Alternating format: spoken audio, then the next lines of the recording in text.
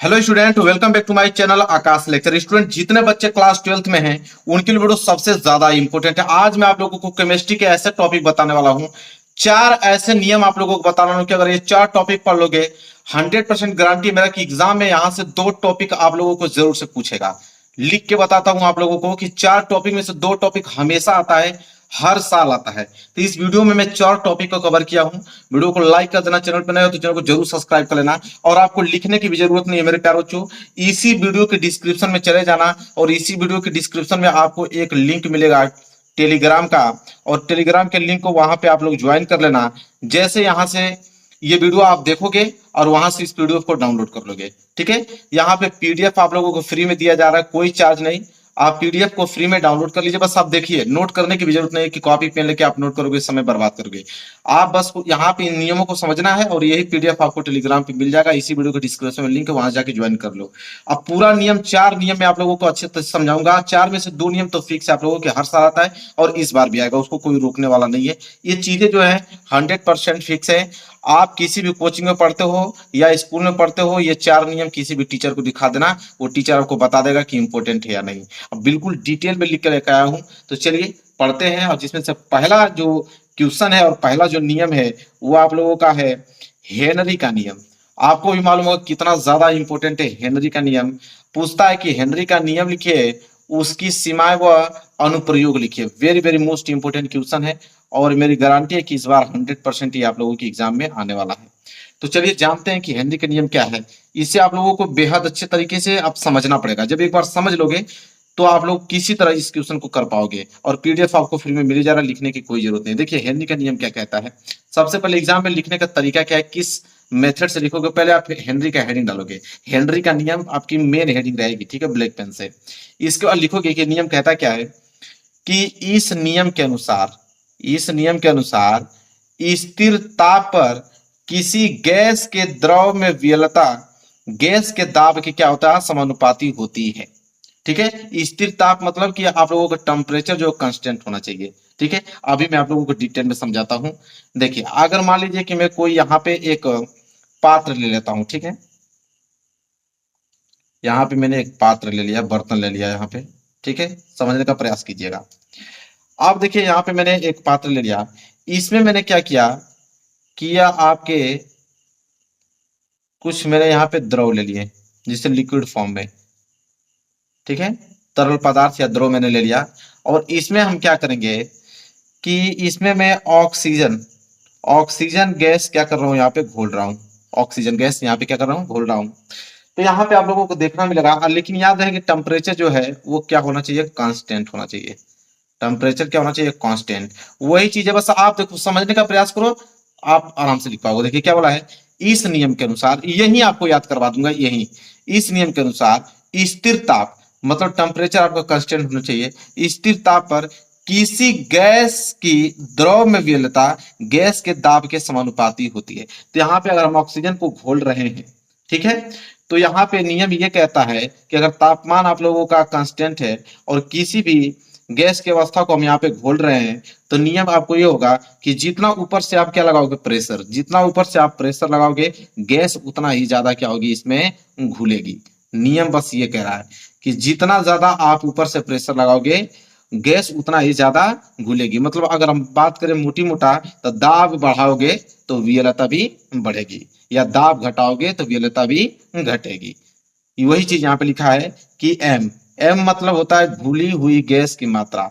तो एम जो है वो समानुपाती होता है पी पी मतलब गैस की दाब के। मतलब अगर यह बढ़ेगा तो ये भी बढ़ेगा, अगर यह घटेगा तो ये भी क्या हो जाएगा, घटेगा। तो यहां से अगर हम इसको निकालें तो एम बराबर, अगर यहाँ समानुपाती का चिन्ह हटाता हूं तो बराबर में आ जाएगा के एच पी। के एच क्या है यहाँ पे, तो हेनरी का नियतांक है। क्या है, हेनरी का नियतांक। समझ में आ गया आप लोगों को। बस ये नियम कहता है, तो हेनरी का नियम कि इस नियम के अनुसार स्थिर ताप पर किसी गैस की द्रव में विलयता गैस के दाब के समानुपाती होती है। बस इतना ही आप लोगों को पॉइंट लिखना है। इसके बाद इसकी सीमाएं लिखना पड़ता है, ठीक है, हेनरी के नियम की सीमाएं। चलिए इसकी सीमा देख लेते हैं। तो सीमा में लिखेंगे हेनरी के नियम की सीमाएं, हेडिंग डालिए, लिखेंगे पहला कि तनु विलयन पर लागू होता है। ये किस पे लागू होता है? तनु विलयन पे लागू होता है। दूसरा है कि निम्न दाब व उच्च ताप पर कार्य करता है। ठीक है, निम्न दाब व उच्च ताप पर कार्य करता है। जैसे आप देखोगे कोल्ड ड्रिंक वगैरह देखोगे, कोल्ड ड्रिंक स्प्राइट जो कोको कोला आता है, उसमें गैसों को इस प्रकार से भरा रहता है कि आपको ऊपर से मालूम नहीं चलेगा। जैसे उसको आप खोलोगे, उस ढक्कन को खोलोगे तो गैस क्या होंगी वहां से बाहर निकल जाएंगी। ठीक है, तो हेनरी के नियम पे ही वो लागू होता है। और तीसरा है कि उन गैसों पर लागू होता है जो विलायक से क्रिया नहीं करते। तो यह है हेनरी के नियम की सीमाएं। तो आपको समझ पूरा डिटेल समझ में आ गया होगा कि हेनरी का नियम है क्या। इसके बाद इसका अनुप्रयोग देख लेते हैं, क्योंकि यहाँ पे पूछा था हेनरी का नियम भी और सीमा भी और इसका अनुप्रयोग भी। तो पूरा डिटेल में देखेंगे तब हम लोगों को पूरा नंबर मिलेगा। देखिए अनुप्रयोग, देखिए इन चीजों को आप लोगों को रट्टा नहीं मारना है, रट्टा मारोगे तो कुछ नहीं होगा, इनको समझना पड़ेगा आप लोगों को। पीडीएफ तो आपको मैं दे ही रहा हूं, तो पीडीएफ तब तक काम आएगा जब तक आप इसको समझे रहोगे। एक बार समझ लोगे बस याद हो जाएगा।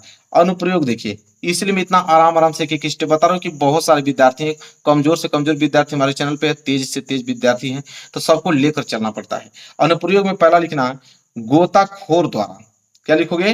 गोताखोर द्वारा। इसके बाद दूसरा है शीतल पेय पदार्थ। इसके बाद फेफड़ों की क्रिया। ये तीनों चीजें जो हैं, शीतल पेय पदार्थ मतलब कि आप देख पा रहे हो कि वही चीजें जो मैंने अभी जिक्र किया कि कोको कोला स्प्राइट में इस प्रकार गैसों को भरा जाता है कि आप उसको जान ही नहीं पाओगे, जब खोलोगे तो उससे गैस बाहर निकल जाती है। गोताखोर जो वहां पे करता है स्विमिंग, ठीक है, वो भी किसके? हेनरी के नियम पे ही वो लागू होता है उसका। फेफड़े की जो क्रिया हमारी होती है, जो भी कार्य होता है फेफड़े का, जब सांस लेते हैं बाहर छोड़ते हैं, वो भी किन्हीं क्रियाओं पर निर्भर करता है, हेनरी के नियम पे ही वो निर्भर करता है। तो ये कुछ अनुप्रयोग थे जो कि मैंने बता दिया। चलिए दूसरा नियम देख लेते हैं। दूसरा जो नियम है वो आप लोगों का है राउल्ट का नियम। लिखिए और उसकी सीमाएं बताइए। Very very most important question है। जो आपको नियम बता रहा हूं लिख के रखिए, गारंटी है मेरा कि वो नियम आने ही वाला, उसको कोई रोक नहीं सकता है। तो राउल्ट का नियम लिखिए, उसकी सीमाएं बताइए। चलिए देखते हैं।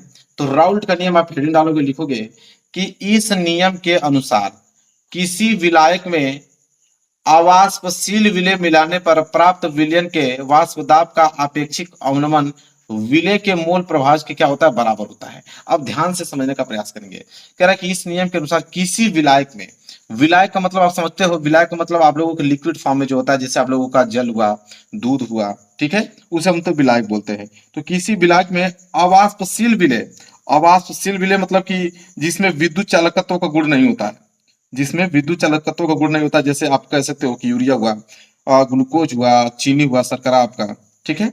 तो वही कह रहा है कि अवाष्पशील विलय मिलाने पर प्राप्त विलयन के वाष्प दाब का अपेक्षिक, मतलब कि अपेक्षित मतलब कमी, अवनमन विलय के मूल प्रभाव के बराबर होता है।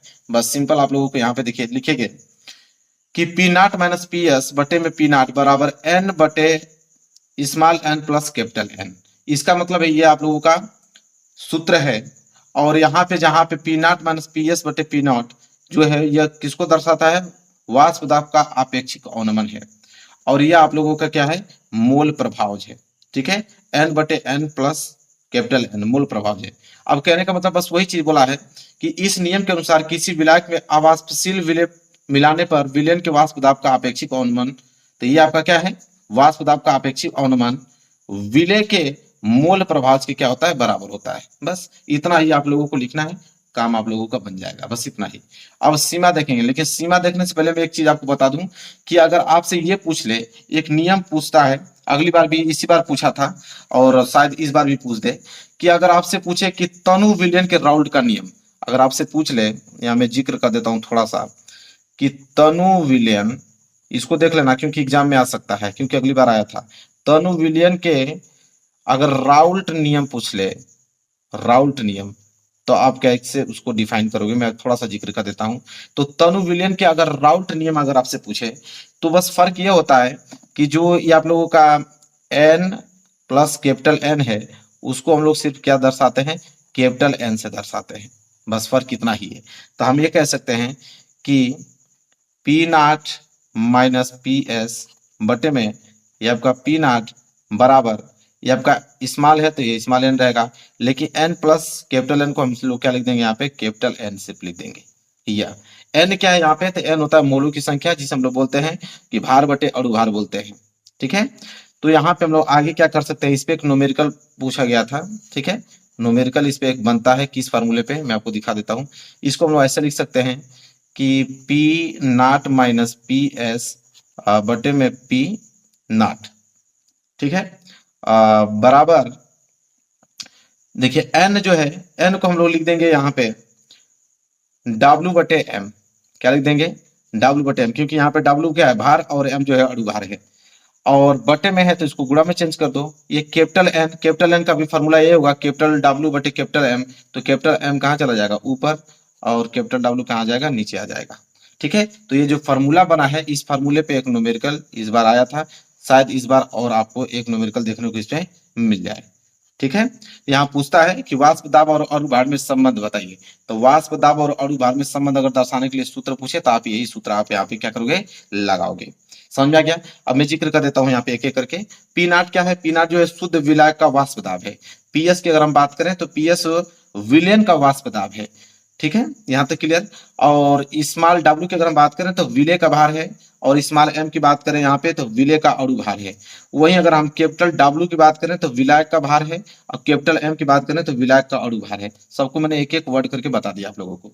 तो यहाँ से एक प्रश्न बन जाता है, शायद इस बार बन जाए कि तनु विलयन के राउट नियम लिखे थे, यहाँ पे लिख देंगे, या सूत्र पूछ ले आपसे कि वाष्प दाब और अणुभार में संबंध, तो आप ये सूत्र दर्शा सकते हो। बाकी राउल्ट का नियम क्या कहता है? राउल्ट का नियम अभी हमने बताया आप लोगों को कि इस नियम के अनुसार किसी विलायक में अवाष्पशील विलय मिलाने पर प्राप्त विलयन के वाष्प दाब का अपेक्षित अवनमन विलय के मोल प्रभास के बराबर होता है। तो यहाँ पे वही चीजें हैं, ये आपको वाष्प दाब का अपेक्षित अवनमन है, ये मोल प्रभास का मोल प्रभाव है, ये क्या होते हैं, दोनों आपस में बराबर होते हैं। मैंने सब कुछ डिटेल में लिखा भी है। इसके बाद सीमा की अगर हम बात कर लें इसकी, तो सीमाएं देखिए इसकी क्या है। पहला सीमा लिखोगे यहाँ पे कि यह तनु विलयन पर लागू होता है। किस पे? यह तनु विलयन पे लागू होता है। और दूसरा कि यह वाष्पशील पदार्थों के विलयन पे लागू होता है। वाष्पशील मतलब आपके वही जैसे NaCl हुआ, नहीं वाष्पशील है, जैसे यूरिया हुआ, ग्लूकोज हुआ, शर्करा हुआ, ये सब वाष्पशील पदार्थ हैं। तीसरा है कि यह विद्युत अपघटय के विलयन पर लागू नहीं होता है। विद्युत अपघटय के विलयन पे लागू का मतलब यहाँ पे हम बात करें तो जैसे आपका NaCl हुआ, KCl हुआ, इसके बाद आपका कह सकते हो ZnSO4 हुआ, सोडियम सल्फेट, सल्फ्यूरिक अम्ल हुआ, H2SO4, इस पे यह क्या होता है, लागू नहीं होता है। तो यह क्या इनकी सीमाएं हैं। बस इतना आप लोगों को लिखना है। PDF आपको पूरा का पूरा मिल जाएगा, आप टेंशन लीजिए मत। बस आप यहाँ पे समझ लीजिए और वहां से उस PDF को डाउनलोड करके निकलवा लीजिए। बस ये अपने तरीके से इसको याद कर लीजिएगा, बस आप लोगों का हो जाएगा। लेकिन पूछेगा 100%, इस बात की गारंटी है। तो राउल्ट का नियम भी आप लोगों को अच्छे तरीके से समझ में आ गया, कोई डाउट नहीं होना चाहिए। चलिए अगला नियम देखते हैं।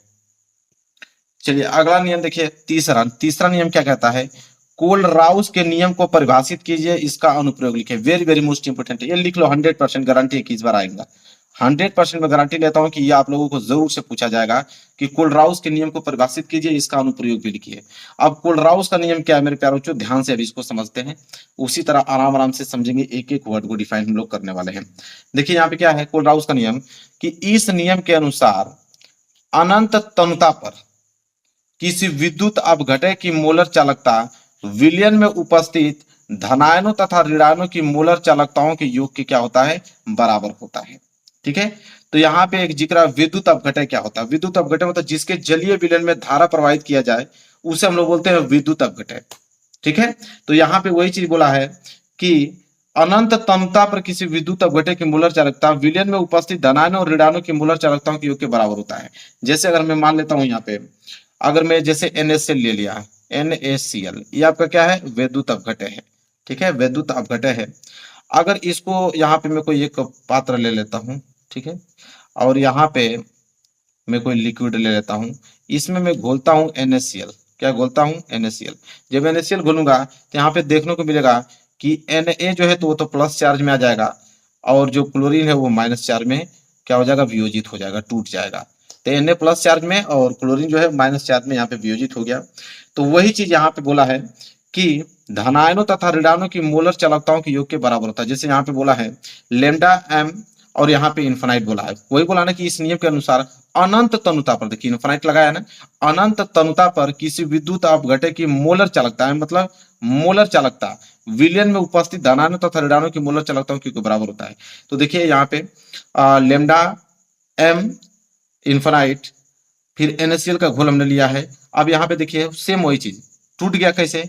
तो लेमडा एम इन्फिनाइट, एन है तो प्लस में टूट गया और plus lambda M infinite chlorine minus में टूट गया। तो वही कह रहा है कि विलयन में उपस्थित धनायनों ऋणायनों की मोलर चालकताओं के योग के क्या होता है, बराबर होता है। बस मतलब इस सूत्र से या परिभाषा चाहोगे तो बना लोगे, या इस परिभाषा से ही चाहोगे तो सूत्र लिख सकते हो। बस थोड़ा सा दिमाग लगाना है, बस बहुत भारी चीजें नहीं है, बस थोड़ा सा दिमाग लगाओगे सारे क्वेश्चन करके चले आओगे। अनुप्रयोग की अगर हम बात करें तो अनुप्रयोग भी लिख लो। अनुप्रयोग देता है आप लोगों को वियोजन की कोटि ज्ञात करने में, कि कोलराउस के नियम जो है वियोजन की कोटि ज्ञात करने में उसका नियम क्या है। तो अनुप्रयोग में लिख लीजिएगा आईडी डाल के कि वियोजन की कोटि ज्ञात करने में कैसे लिखिए, किसी सांद्रता पर विद्युत अपघटय की मोलर चालकता तथा अनंत तनुता पर विद्युत अपघटय की मोलर चालकता के अनुपात को वियोजन की हम क्या कहते हैं, कोटि कहते हैं।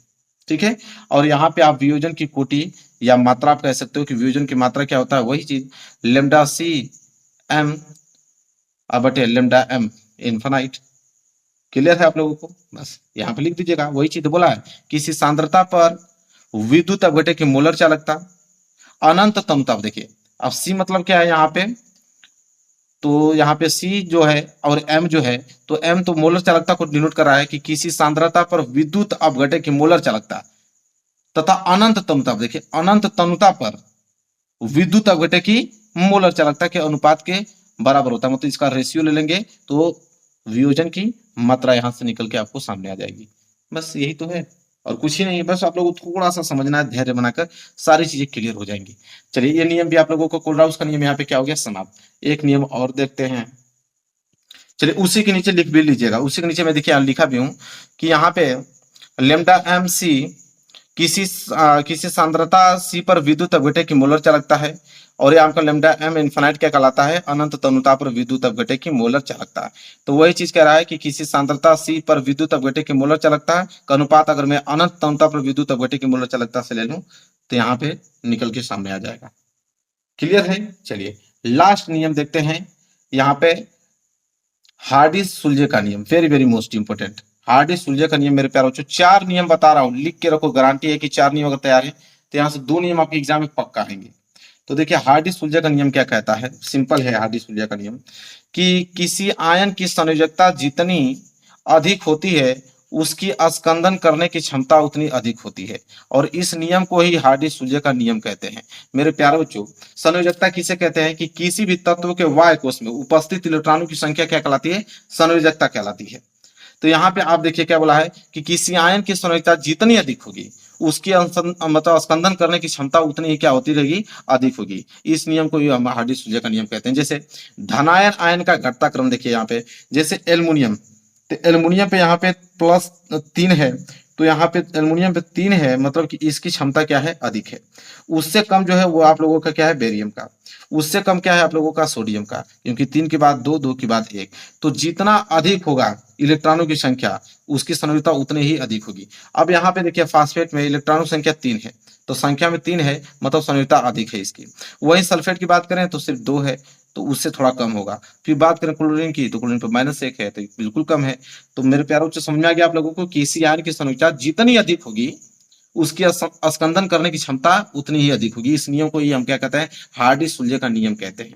बस 4 नियम मैंने बिल्कुल आप लोगों को डिटेल में समझाया है। इतना समय लेकर एक एक वर्ड पे मैंने डिस्कस किया ताकि सारे बच्चों को इस नियम को पता लग पाए। और पीडीएफ की अगर हम बात करें, कोई हाथ से नहीं लिखेगा, इसी वीडियो के डिस्क्रिप्शन में जाइए और वहां पे टेलीग्राम का लिंक है, टेलीग्राम चैनल को ज्वाइन कीजिए वहां पे, और ज्वाइन करने के बाद इसी पीडीएफ को पूरा मैं दिया हूं अच्छे तरीके से, आप उसको डाउनलोड करके कहीं से निकलवा सकते हैं और घर में रख के आप उसको बस याद कर लीजिए। लिखने की जरूरत नहीं है, टाइम वेस्ट नहीं करना आप लोगों को।